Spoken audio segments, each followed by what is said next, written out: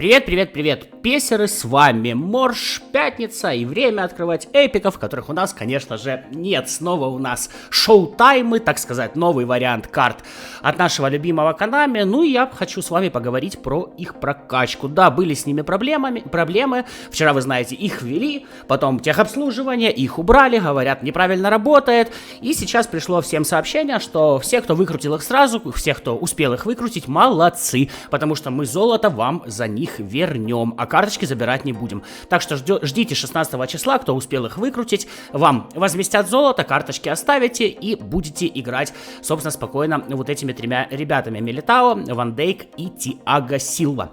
Хороши ли они, плохие? Я так скажу, не слишком много моих знакомых их выкручивали, но те, кто выкрутил, сказал, что очень даже хорошо смотрятся на поле.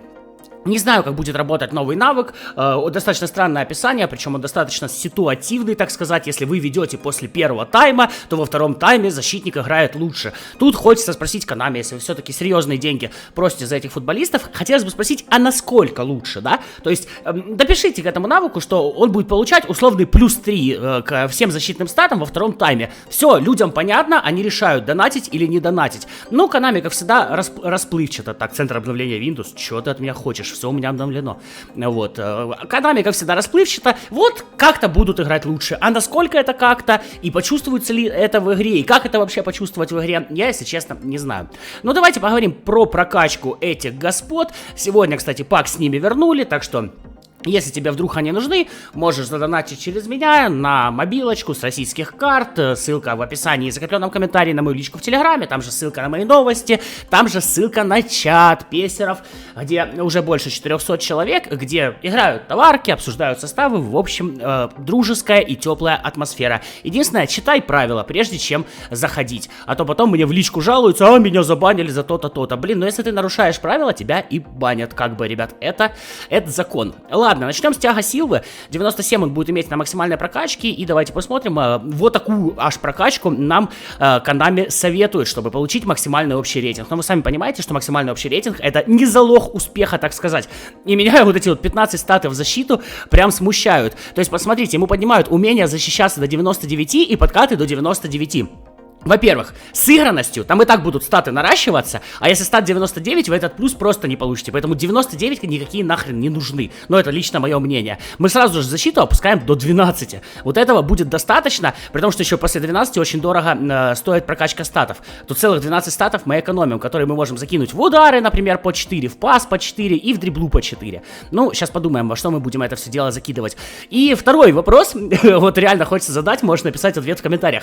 Слушай, господин зритель, дорогой друг и так далее, а ты часто в игре используешь подкаты? Вот у защитников один из 4 важных для них навыков — это подкаты.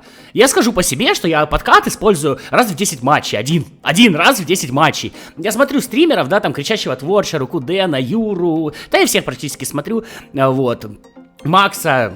Ну так, пехоту, конечно же, еще одного Дэна. На всех попадаю, так чисто под настроение. И тоже в их матчах подкаты не используются. Разговариваю с кем в игре по мобилке, подкаты не используются. Тогда Konami, внимание, вопрос. Вот этот стат, который очень важен для защитников, а он нужен вообще ли в нашей игре? Ну, вопрос, как вы понимаете, риторический. Ладно, 12 статов у нас есть. Дриблу, само собой, защитнику. Она как бы, в принципе, ну, неплохо нужна, но не более того. Я бы поднимал ему на 4 пас, он у него, в принципе, неплохой. И пас низом, и пас навесом, как для центрального защитника. И 8 статов у нас еще остается. Я, скорее всего, смотрите, я бы вкидывал 2 в скорости ускорения, вот, в скорость, вот так вот 2, чтобы скорость была 70, сила удара и выносливость. И в ускорение тоже вкидывал бы 2, чтобы немножечко хотя бы подтянуть ускорение и баланс тела. Ну, почти 70 ускорения у нас бы было. Да, я получаю -1 из-за того, что я чуть уменьшил защитные статы, но при этом мы получаем вменяемый пас и кое-что хотя бы по скорости ускорению. По борьбе в воздухе у него все, в принципе, отлично, прыгучесть, корпус, игра головой, тут все нормально, да, и поднимать было бы дорого. Так что моя прокачка Тиаго Силвы вот такая. Ладно, идем дальше. Эдер Милитао 96 у нас тоже на максимальной прокачке. И Konami нам советует 13 статов кидывать защиту. Опять же, тут дичайшую агрессию. Причем, ребят, самое смешное, знаете что? Смотрите, у Тиаго Силвы стиль разрушитель. То есть это агрессивный защитник, который сходу вступает и агрессивно отбирает мяч. У Милитао стиль наращивания — это, в принципе, защитник, который начинает атаки длинными пасами. У Ван Дейка тоже наращивание, защитник, который начинает длинными пасами. Самое смешное, знаете в этом что? У Тиаго Силвы самая меньшая агрессия среди них, среди всех троих, хотя он разрушитель. И самый лучший пас среди всех троих, хотя те распасовщики. Канами, на первом уровне, я имею в виду, конечно же. Ладно, Милитао.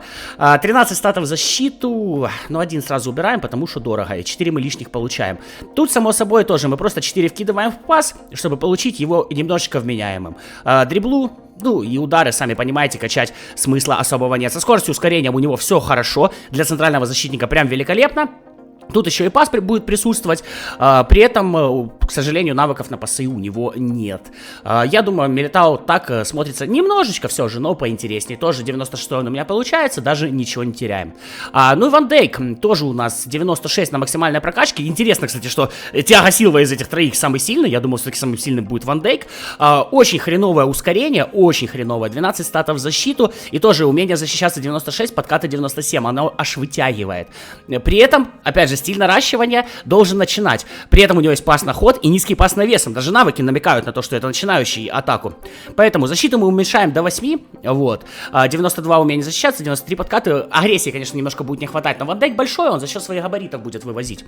Поднимем ему ускорение. Все-таки защитнику оно относительно нужно. То есть мало бежать, нужно еще хоть немножечко разгоняться. И немножко выровняется баланс. Дриблу мы не трогаем и поднимаем до 4 пасы. Он все-таки должен начинать атаки через пас, и собственно, это должно ему помочь. И 4 стата у нас остается. В принципе, можно вкинуть, допустим, в борьбу в воздухе.